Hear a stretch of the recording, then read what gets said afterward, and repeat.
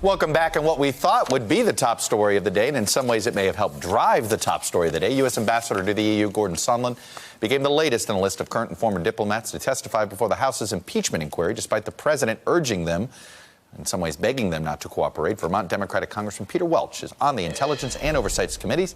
He's been in the room for much of Sondland's testimony today. And just from the letter, from the opening statement that was made public, Congressman Welch, I want to put up what he said about the phone conversation with the president and start our questioning from there. I called President Trump directly. I asked the president, what do you want from Ukraine? The president responded, nothing. There is no quid pro quo. The president repeated no quid pro quo multiple times. This was a very short call, and I recall that the president was in a bad mood. Congressman Welch, Gordon Sondland today, did he paint a picture of the president calling the shots here on Ukraine, or of Rudy Giuliani calling the shots here on Ukraine? Well, as you know, his testimony is continuing, but his opening statement, which is public, made it very, very clear that Giuliani was in charge of the real Ukraine policy. You know, in some ways, Sondland was a perfect person to be the ambassador, because essentially he was a huge contributor. He got himself an ambassadorship. He knew very little about foreign policy. So he actually thought he was doing the president's work on Ukraine. And it was only after the fact, when he read about the transcript of the call and he saw some of those texts, that he realized that what Rudy Giuliani was doing, who he knew was in charge, was not what the foreign policy that he thought he was pursuing was about. Congressman, it sounds like you think Gordon Sondland was duped by the president and Rudy Giuliani. But he was. I mean, you think that he was duped? Yeah. He was thrilled to be an ambassador. You know, he made huge contributions to the Trump campaign, and there's a history in this country, Republicans and Democrats, of paying off some campaign contributions, contributors with an ambassadorship.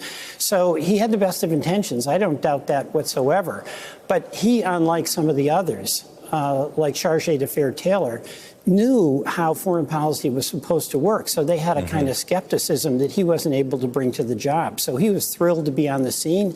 He thought he was doing what he could to advance America's interest. Yeah.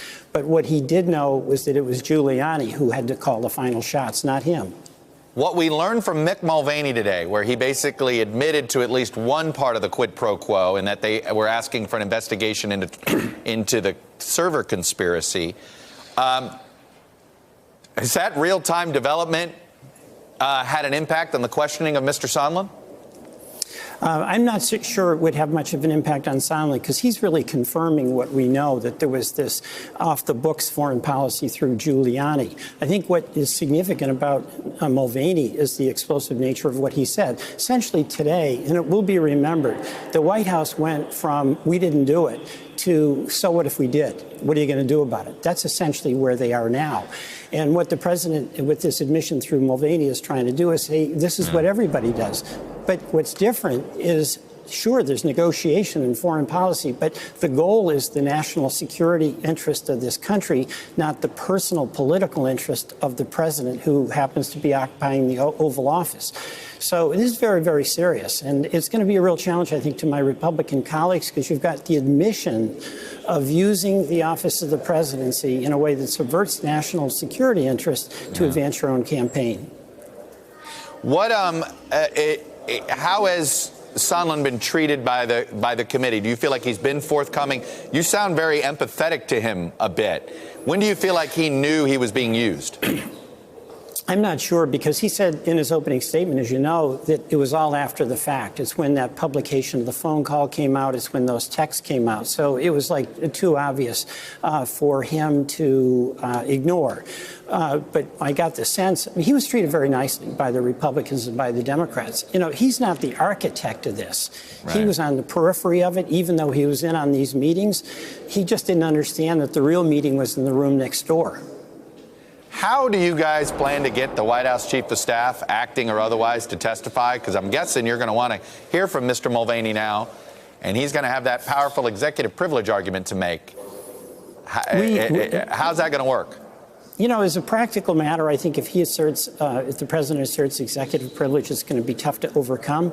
But, you know, you just take what is in the public domain. the president's release of the transcript of his call with the president of Ukraine, Mr. Mulvaney's press conference today, where he basically says, so what? We did it. That's what you do. Well, that's not true.